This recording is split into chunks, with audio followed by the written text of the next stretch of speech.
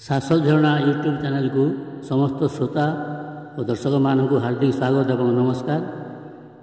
आज पवित्र बाहुड़ा यात्रा प्रभु श्री जगन्नाथंकर यही अवसर में समस्त को हार्दिक शुभेच्छा और अभिनंदन।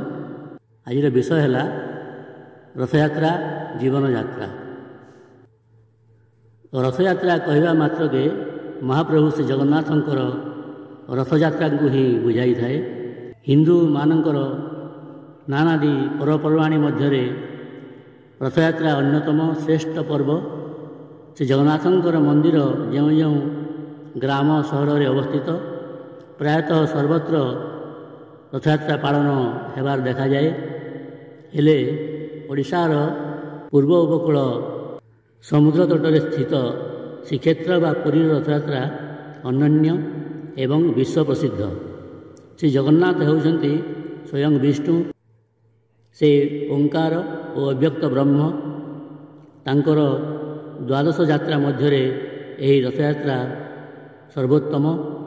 प्रतिवर्ष आषाढ़ मास शुक्लपक्ष द्वितीया दिन श्री विग्रह चतुष्टय जगन्नाथ सुभद्रा बलभद्र सुदर्शन लक्ष लक्ष भक्त मानक समागम तीनोटी रथरे विराजित होई श्री गुंडीचा मंदिर को यात्रा करती।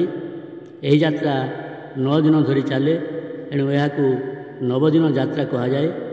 एतद व्यतीत यही यात्रा गुंडिया यात्रा, घोष यात्रा, पतित पावन यात्रा, यज्ञ यात्रा आदि नाम परिचित। वर्ष सारा जनशून्य हो पड़ी रही श्रीगुंडीचा मंदिर परिसर रथयात्रा समय चलचंचल हो उठे। प्रभु जगन्नाथंक रथर नाम नंदीघोष। आनंद को जे घोषणा करती से नंदीघोष। 16 चक विशिष्ट यह रथ 16 कलार परिपूर्ण पूर्ण ब्रह्मतत्व। यह पीत और रक्तवर्ण सज्जित होता है, जहाँकि ज्ञान और वैराग्यर प्रतीक। यही रथर रक्षक स्वयं गरुड़, रथर ध्वजारे हनुमान विराजित होता। बलभद्रंकर रथर नाम तालध्वज। बलभद्रंकर दर्शन जीव को शक्ति और सामर्थ्य हासिल हुए। यही रथ 14 चक विशिष्ट। यह स्थूलदेह 14 ब्रह्मांडर प्रतीक। यह नील रक्तवर्ण सजा होता है, जहाँकि विवेक और वैराग्यर प्रतीक।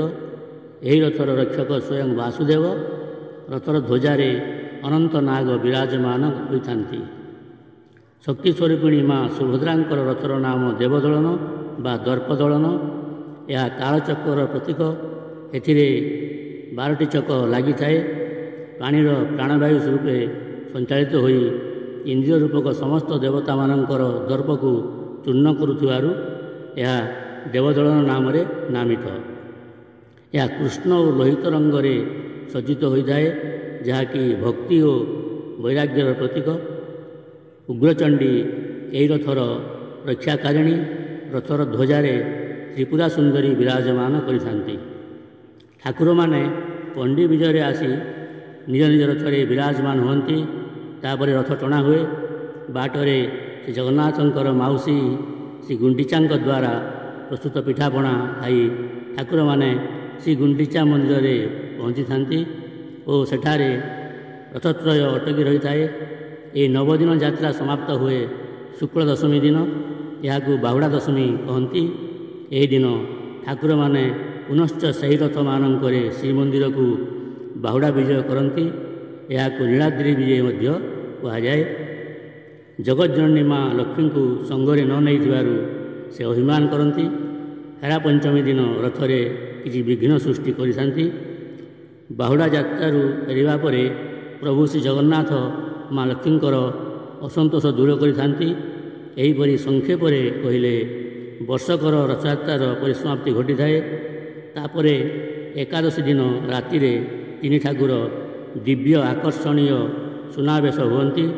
लक्ष लक्ष भक्तगण यही बेश को दर्शन करी कृतार्थ होइथान्ति। वर्षकरे थरे पालित होउतबा एही घोषयात्रा साधु सन्त और भक्त मानक मन मध्य भाव प्रवणता और स्वर्गीय आनंद उपलब्धि कराई थाए।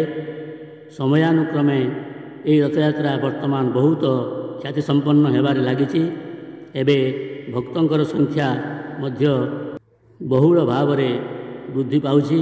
ପୁରୀକୁ ପୁରୁଷୋତ୍ତମ କ୍ଷେତ୍ର ମଧ୍ୟ କୁହାଯାଏ। ଭାରତବର୍ଷର ପ୍ରସିଦ୍ଧ ଚାରିଧାମ ମଧ୍ୟରେ ଏହି କ୍ଷେତ୍ରର ମାହାତ୍ମ୍ୟ ଅନନ୍ୟ ଏବଂ ସ୍ୱତନ୍ତ୍ର। ପ୍ରବାଦ ଅଛି, ସବୁ ତୀର୍ଥ ଦର୍ଶନ କଲେ ମଧ୍ୟ ପୁରୀ ନ ଗଲେ ତୀର୍ଥ ଦର୍ଶନର ସମ୍ପୂର୍ଣ୍ଣ ଫଳ ପ୍ରାପ୍ତ ହୁଏ ନାହିଁ। ଶ୍ରୀ ଜଗନ୍ନାଥ ହେଉଛନ୍ତି ଅନନ୍ତ ଆଦିଦେବ। ସେ ହେଉଛନ୍ତି ଜଗତର ଏକମାତ୍ର ଲୟସ୍ଥାନ। ଯଦିଓ ସେ ଚତୁର୍ଦ୍ଧା ମୂର୍ତ୍ତି ରୂପେ ଶ୍ରୀକ୍ଷେତ୍ରରେ ବିଦ୍ୟମାନ, ଚାରି ମୂର୍ତ୍ତି ଏକ ଓ ଅଭିନ୍ନ। ଏଣୁ ଶାସ୍ତ୍ରରେ ଅଛି, एको କୃଷ୍ଣଃ ବହୁବିଧ ରୂପଃ, ଏକଂ ଦୁଗ୍ଧଂ ବହୁବିଧା ଗାବଃ, ଏକଂ ସ୍ୱର୍ଣ୍ଣଂ ବହୁ ଅଳଙ୍କାରାଣି, ଏକଂ ବ୍ରହ୍ମଂ ବହୁ ଶରୀରାଣି। ତ୍ରେତୟା ଯୁଗରେ ସେ ଶ୍ରୀରାମ, ଦ୍ୱାପରର ସେ ଶ୍ରୀକୃଷ୍ଣ, ସତ୍ୟଯୁଗର ସେ ହେଉଛନ୍ତି ବାମନ। ପ୍ରତି ମାସରେ ଶ୍ରୀକ୍ଷେତ୍ରରେ ତାଙ୍କୁ ଭିନ୍ନ ଭିନ୍ନ ନାମରେ ପୂଜା କରାଯାଇଥାଏ।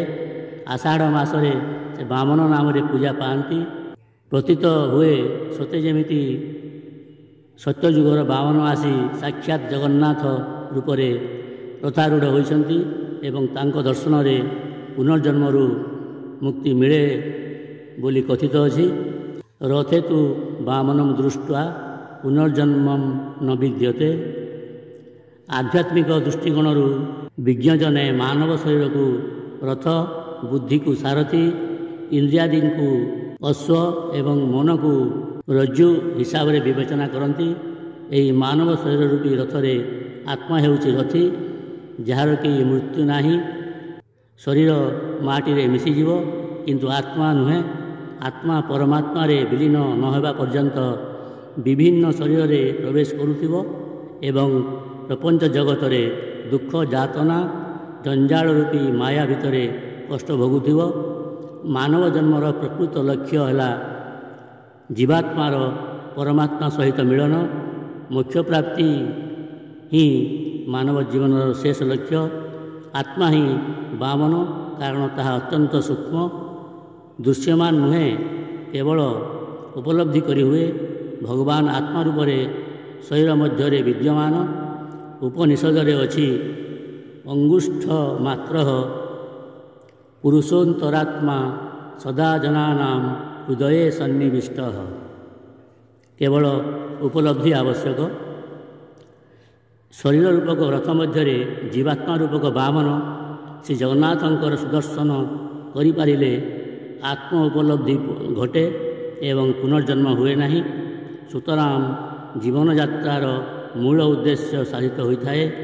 ଏଣୁ ଶରୀରକୁ ପବିତ୍ର ବୁଦ୍ଧି ହଟାଇ ନିଷ୍କାମ ଭାବରେ ଇନ୍ଦ୍ରିୟ ରୂପୀ ଅଶ୍ୱମାନଙ୍କୁ କାବୁ କରି ନିର୍ମଳ ମନ ରୂପୀ ଦୌଡ଼ିରେ ସଂସାର ରୂପୀ ବଡ଼ଦାଣ୍ଡରେ ନିଷ୍ଠା ଓ ଶୃଙ୍ଖଳିତ ସହକାରେ ଟାଣି ନେଇପାରିଲେ ନିଜ ଆତ୍ମାରୂପୀ ରଥିକୁ ପରମାତ୍ମାଙ୍କ ସମୀପରେ ପହଞ୍ଚାଇ ହେବ। ଏ ନେଇ ଭକ୍ତ ବିଦୁର ତାଙ୍କ ନୀତିରେ କହିଛନ୍ତି, ରଥଃ ଶରୀରଂ ପୁରୁଷସ୍ୟ ରାଜନାତ୍ମା ନିୟନ୍ତେନ୍ଦ୍ରିୟାଣ୍ୟସ୍ୟ च अश्वाः तैरप्रमत्तः कुशली सत् अश्वेदान्तैः सुखम जाति रथिव धीरः। अर्थात मनुष्यर देह रथ, बुद्धि सारथी, इंद्रिय माने तार अश्व, सेमानंकु बस करी सावधान रहिथिबा चतुर एवं धीर पुरुष काबू करिथिबा अश्व द्वारा संसार पथ अतिक्रम करिथाए। श्री जगन्नाथ हेउचंती सर्वधर्म समन्वयतार एक ज्वलंत चित्र। जाति, धर्म, वर्ण निर्विशेष समस्त विश्वर से आराध्य। तांकर दर्शन पाई समस्ते लालायित। श्रीक्षेत्र में तांकर अपरिमित लीलार वर्णना करवा कहार बा क्षमता अच्छी। तांकर भक्ति और महिमारे आकृष्ट होई अनेक साधु, ज्ञानीजन, महात्मा पृथ्वीर दूर दूरांतरू आसी प्रभुंकर दर्शन पाई धन्य होइछन्ति। सेमानक मध्यरे श्री चैतन्य महाप्रभु, सूरदास, तुलसीदास, मीराबाई, निम्बार्क आदि प्रधान। गोरेकनाथ, नानक, कबीर, सालबेग आदि ଶ୍ରୀ ଜଗନ୍ନାଥଙ୍କର ମହିମା ମୁକ୍ତ କଣ୍ଠରେ ଗାନ କରିଛନ୍ତି।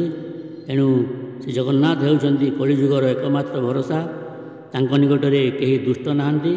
ସମସ୍ତଙ୍କୁ ହାତ ଟେକି ଆଲିଙ୍ଗନ କରିବା ପାଇଁ ବର୍ଷକେ ଥରେ ସେ ନିଜେ ବଡ଼ଦାଣ୍ଡକୁ ଚାଲି ଆସନ୍ତି। କାରଣ ଅନେକ ଭକ୍ତ ବିଭିନ୍ନ କାରଣରୁ ଶ୍ରୀମନ୍ଦିରକୁ ଯାଇପାରିନଥାନ୍ତି। ସମସ୍ତଙ୍କୁ ଆପଣାର କରି କୋଳେଇ ନେବା ପାଇଁ ରଥ ଉପରେ ରହି ଅପଲକ ଚକାଚକା ନୟନରେ ଯାଇଥାନ୍ତି। ବେଳ ଥାଉଁ ଥାଉଁ ଆସନ୍ତୁ ଯିବା, ତାଙ୍କୁ ଅନ୍ତଃକରଣରେ ଦର୍ଶନ କରି କହିବା, ହେ ଅନନ୍ତ ରୂପ, ଆପଣ ଆଦିଦେବ, ଆପଣ ଅନାଦି ପୁରୁଷ, ଆପଣ ଜଗତର ଏକମାତ୍ର ଆଶ୍ରୟ ଓ କେନ୍ଦ୍ରସ୍ଥଳୀ, ଆପଣ ଜ୍ଞାତା, ଆପଣ ଜ୍ଞାତବ୍ୟ, ଆପଣ ହିଁ ପରମଧାମ, ଆପଣ ହିଁ ସମଗ୍ର ବିଶ୍ୱ ପରିବ୍ୟାପ୍ତ ହୋଇ ଅବସ୍ଥାନ କରିଛନ୍ତି। ଆପଣଙ୍କୁ କୋଟି କୋଟି ପ୍ରଣାମ। ଆମ ଅନ୍ତରରେ ଥିବା ଆତ୍ମଗର୍ବ, ଛଳନା, ଅହଙ୍କାର, ଲୋଭ, ମୋହ ସବୁ ନାଶ କରନ୍ତୁ। ଅସତ୍ୟରୁ ସତ୍ୟକୁ ନେଇଯାଆନ୍ତୁ। ଅନ୍ଧକାରରୁ ପ୍ରକାଶକୁ ତଥା ମୃତ୍ୟୁରୁ ଅମୃତ ତତ୍ତ୍ୱକୁ ନେଇଯାଆନ୍ତୁ। ପୁନର୍ଜନ୍ମରୁ ଉଦ୍ଧାର କରି ମୋକ୍ଷ ପ୍ରଦାନ କରନ୍ତୁ। ଅସତୋମାଂ ସଦ୍ଗମୟ, ତମସୋମା ଜ୍ୟୋତିର୍ଗମୟ, ମୃତ୍ୟୁର୍ମାଂ ଅମୃତଂ ଗମୟ। ଏହି ପ୍ରବନ୍ଧଟି ବଲାଙ୍ଗୀରରେ ପ୍ରକାଶିତ ପ୍ରେରଣା ସାପ୍ତାହିକୀ 2015 ମସିହାରେ ବାହାରିଥିଲା।